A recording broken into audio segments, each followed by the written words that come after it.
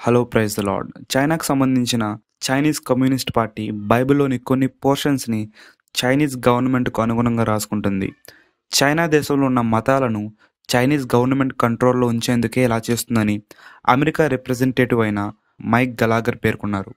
Jinping 11 ప్రజలు దేవుని కన్నా పార్టీ మీదే భక్తి శ్రద్ధలు చూపించాలని ఇలా చేస్తున్నాడని పేర్కొన్నారు. 10 సంవత్సరాల క్రితమే ఇలా మత గ్రంథాలన్నింటినీ కొన్ని భాగాలను మార్చాలని గవర్నమెంట్ నిర్ణయించుకుంది.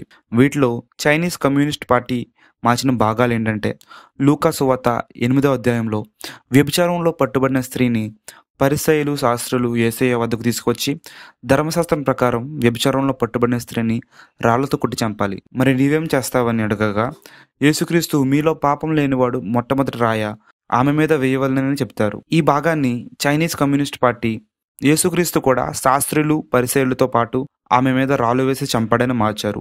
ఈ భాగం 2020లో చైనీస్ యూనివర్సిటీలో ఒక టెక్స్ట్ బుక్లో కనబడిందని గలాగర్ చెప్పారు. అలాగే 10 ఆజ్ఞల్లో మొదటి ఆజ్ఞ అయిన నేను తప్ప వేరొక దేవుడు నీకు ఉండకూడదనే వాక్యాన్ని పాశ్చాత్య భావజాలానికి అనగా వెస్ట్రన్ ఐడియాలజీని దేశంలో రాకుండా రక్షించండి అని మార్చారు. ఇంకా చాలా భాగాలని చైనీస్ గవర్నమెంట్కి అనుగుణంగా మార్చాలని ప్రయత్నాలు జరుగుతున్నాయని ఆ దేశంలో ఉన్న చైనీస్ పాస్టర్స్ పేర్కొంటున్నారు. అలాగే దేశవ్యాప్తంగా చైనీస్ క్రిస్టియన్స్ మీద భయంకరమైన హింసాకాండ జరుగుతుందని ఆ దేశంలో ఉన్న పాస్టర్స్ చెప్తున్నారు. ఒక్క బైబిల్ మాత్రమే కాకుండా మిగతా రిలీజియన్కి సంబంధించిన టెక్స్ట్ బుక్స్ అన్నిటిని ఎలాగ మారుస్తున్నారని అమెరికా రిప్రజెంటేటివ్ అయిన గలాగర్ పేర్కొన్నారు.